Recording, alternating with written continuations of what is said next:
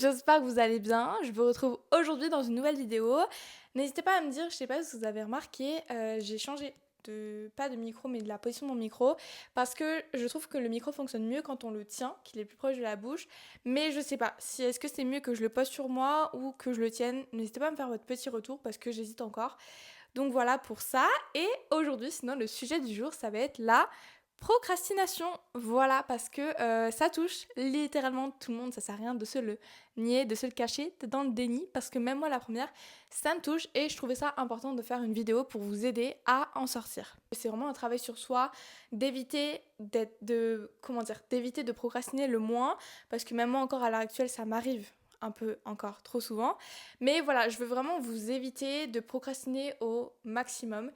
Donc voilà, donc c'est un peu le sujet de la vidéo, comme vous l'avez vu dans le titre, comment arrêter de procrastiner et enfin oser lancer son projet. La procrastination, c'est vraiment une histoire de t'as une idée de projet, mais tu sais pas par où commencer, t'as peur, t'oses pas, et déjà ça on va en parler de tous les problèmes. En fait, le pourquoi finalement tu procrastines, mais je veux aussi surtout t'aider à lancer ton projet, oser enfin le faire et enfin passer à l'action et arrêter de vouloir reculer cette date, reculer ce travail-là, de bosser sur son projet et enfin le proposer. N'hésite pas à rester jusqu'à la fin, je vais te proposer un petit exercice qui peut paraître très simple mais qui est très efficace si tu souhaites arrêter de procrastiner. Déjà, la question qu'il faut te poser, c'est pourquoi on procrastine. Parce que je sais que ça peut paraître comme de la flemme, comme juste j'ai pas envie de le faire, mais derrière la procrastination, il y a un problème qui se cache, qui est beaucoup plus profond, et moi je vais te parler de trois problèmes, trois causes qui peuvent expliquer ta procrastination. En premier temps, il y a de la peur. La peur d'échouer, la peur de ne pas réussir, la peur du regard des autres, finalement la peur en elle-même que ton projet ne fonctionne pas, que ton projet ne marche pas, mais n'oublie pas que si tu ne commences pas, si tu ne lances pas ton projet, tu ne peux pas savoir que ça ne va pas marcher ou que ça va marcher.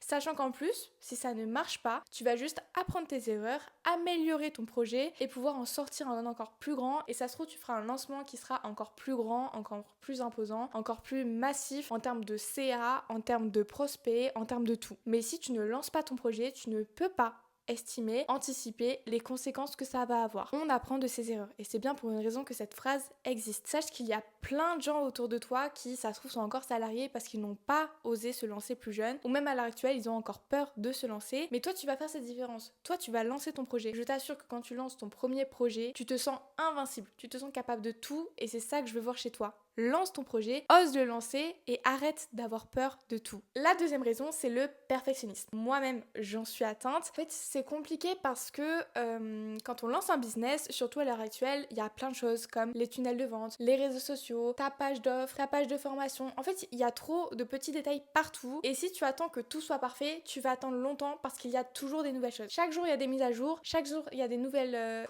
des nouveaux processus qui peuvent t'aider à vendre, qui sortent, qui existent, que tu peux acheter. Chaque jour, en fait, il y a des nouvelles choses, et si tu attends d'être parfaite, tu ne le seras jamais. Parce qu'en fait, une offre n'est jamais parfaite, elle ne fait que de s'améliorer. Tu ne fais qu'améliorer ton mindset au cours des jours. Personne n'a la connaissance infuse, personne n'est le meilleur entrepreneur. Il n'y a pas de meilleur, il n'y a pas de moins bon, il n'y a que des personnes qui essayent et qui apprennent de jour en jour. Vis-à-vis de ça, je vais donner un exemple. Perso, j'ai toujours eu ce complexe de connaissance. J'ai toujours senti que je connaissais pas assez de choses, que j'avais pas assez de, culture générale. Voilà. J'ai toujours senti que j'avais pas assez de culture générale, et ça m'a toujours donné un complexe, et je me suis dit bon bah je vais acheter plein de livres pour en apprendre. Et un jour j'en ai discuté avec quelqu'un et il m'a dit mais en fait il y a personne qui a de la culture générale sur tous les sujets, parce qu'en fait tu te spécialises dans le domaine que tu aimes, et quand tu aimes un domaine tu connais plein de choses. Normal, c'est le sujet qui t'intéresse, mais des sujets qui ne t'intéressent pas, tu ne vas pas vouloir apprendre dessus, tu ne vas pas vouloir connaître des choses. Quand bien même tu connais des choses sur des sujets, ça ne va jamais arriver dans ta vie qu'on te pose des questions sur chaque sujet de culture générale que tu auras appris. Ça ne sert à rien. Voilà, c'est un complexe à l'heure actuelle que je n'ai plus, mais que j'ai longtemps eu, et je sais pas si à l'heure actuelle je pourrais encore l'avoir, mais voilà, je voulais t'en parler parce que ça existe chez tout le monde, et en me voyant comme ça on dirait pas parce que j'en parle jamais, mais c'est souvent un complexe que j'ai eu de me dire ah moi je connais pas tout ça, ah moi je pourrais pas dire tout ça. Donc voilà, le dernier argument qui pourrait causer ta procrastination, c'est le manque de clarté. Tu ne sais pas où commencer, tu ne sais pas quand est-ce que c'est fini, à contrario du perfectionnisme, tu ne sais pas.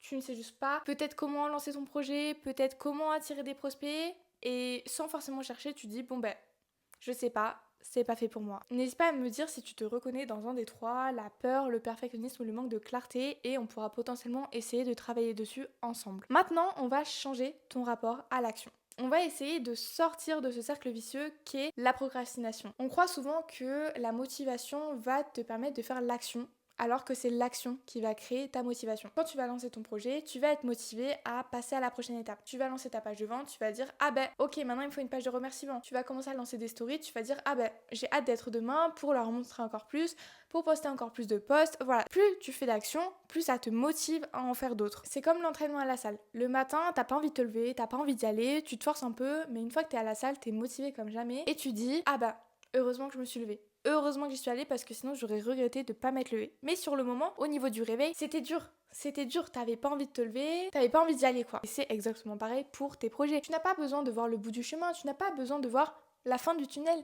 Tu as besoin de commencer ton projet, de commencer une première action pour en voir une deuxième, une troisième et à l'infini. Au lieu de te dire, je dois lancer un business complet, dis-toi plutôt, aujourd'hui j'écris mes idées de contenu, demain je filme mes vidéos, après-demain je monte mes vidéos, je crée ma stratégie de contenu. Voilà, c'est plein de petites étapes et tu dis, ouais mais c'est ridicule de faire ça. Mais déjà, prends le temps de faire ça et après on en reparlera. Parce que quand t'as pas cette pensée-là de dire petite action par petite action, tu veux tout faire d'un coup et au final, tu fais jamais rien, tu fais même pas une action, tu fais rien du tout. Ton cerveau, il aime ça. La simplicité des actions. Plus tu as de petites actions, plus tu vas pouvoir les faire facilement et rapidement. Et en fait, au final, tout cet enchaînement de petites actions, ça va te donner une grande action et tu arriveras à la fin de ton projet. Et surtout, rappelle-toi que l'imperfection lancée sera toujours plus puissante que la perfection imaginée, puisqu'elle sera restée dans ta tête et l'imperfection, elle aura existé dans le monde réel. Un autre point crucial, c'est ton environnement. Mais beaucoup de gens sous-estiment l'importance de ce qui t'entoure, de où tu travailles, de qui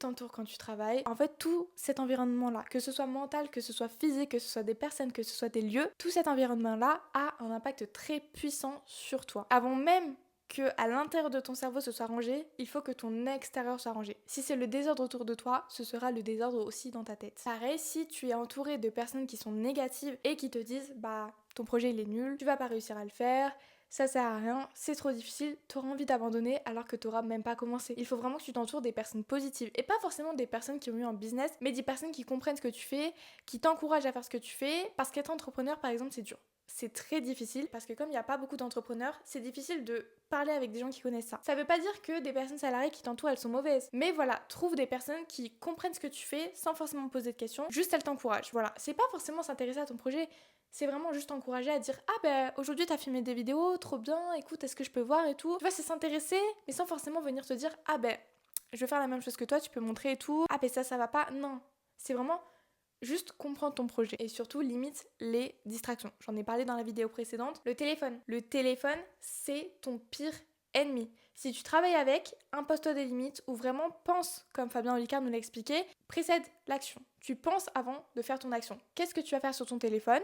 Une fois que tu sais, tu allumes ton téléphone, tu fais cette action, mais si tu te rappelles pas pourquoi tu l'as fait, t'éteins ton téléphone et tu repenses à cette action-là. Le téléphone, c'est vraiment le plus toxique, le pire, parce qu'en fait, même si t'es pas entouré de mauvaises personnes, sur les réseaux, partout en fait, t'as des mauvaises personnes sur ton téléphone et même si chez toi, t'es pas entouré de mauvaises personnes, il y a des mauvaises personnes dans ton téléphone aussi.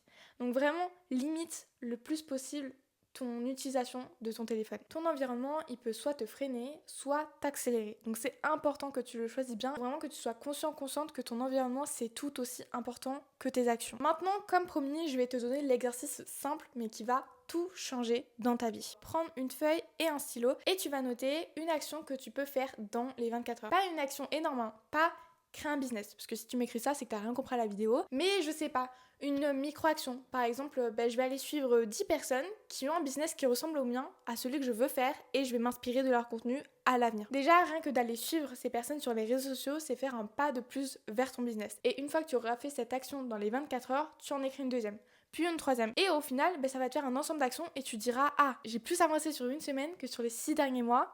Et c'est là que tu te rends compte que finalement, les micro-actions, c'est pas que des micro-évolutions, c'est une grosse évolution petit à petit. Et c'est comme ça que tu vas pouvoir arrêter de procrastiner, c'est en transformant une montagne en petits cailloux. Petit, tout cet ensemble, ça forme un grand pas finalement. Petite conclusion, je vais te résumer un peu ce qu'on a dit aujourd'hui pour pas que t'aies oublié si t'as pas pensé à noter pendant la vidéo. Donc, petit 1, identifier ton vrai blocage. On a parlé de la peur, du perfectionnisme et du manque de clarté. Toi, dis-moi dans quelle catégorie tu te trouves. Petit 2, change ton rapport à l'action. Agis d'abord et n'attends pas la motivation pour te lever. Parce que rien que par exemple pour te lever de ton lit, tu n'auras jamais la motivation de te lever si c'est ça que tu attends. Alors donne-toi une action à faire, par exemple le matin, prends une douche froide, tout simplement. Prends une douche froide et t'inquiète pas qu'une fois que tu auras pris ta douche froide, tu n'auras pas envie d'aller te recoucher. Petit 3, crée-toi un environnement qui te pousse vers l'action. Entoure-toi des bonnes personnes, trouve un lieu où tu peux travailler tranquillement et qui te donne envie de travailler et pas en bazar. Trouve-toi un environnement qui est propice à tes projets. D'ailleurs, tant que j'y pense, est-ce que ça vous intéresserait que je vous fasse une vidéo tuto pour créer son vision board? Parce que je me dis ça dans ton environnement et dans la pièce dans laquelle tu souhaites travailler, c'est super important parce que ça te donne un ensemble de projets que tu souhaites faire à l'avenir et c'est tellement pas forcément motivant, mais ça t'aide à avoir une discipline sur tes projets en te disant ah, si ça je veux l'avoir, je dois travailler pour, je dois manifester pour, mais je dois aussi beaucoup fournir d'efforts pour l'atteindre. Petit 4, appliquer l'exercice des micro-habitudes que je viens de te citer juste avant. N'hésite pas à me dire en commentaire, toi, quel projet tu souhaites lancer à l'avenir et peut-être que je pourrais te guider vers ce projet-là, te donner potentiellement une liste de micro-habitudes à faire pour pouvoir enfin lancer ton projet et arrêter de procrastiner depuis si longtemps. Si cette vidéo t'a plu, je sais que je l'ai pas dit jusqu'à présent, mais rien ne t'empêche de liker cette vidéo et de t'abonner, ça me fait super plaisir et surtout ça m'aide à évoluer et à voir que mon contenu plaît à d'autres personnes, même si je n'en doute pas. Mais voilà pour aujourd'hui, j'espère que cette vidéo t'aura plu et moi je te retrouve lundi pour une nouvelle vidéo. Des bisous!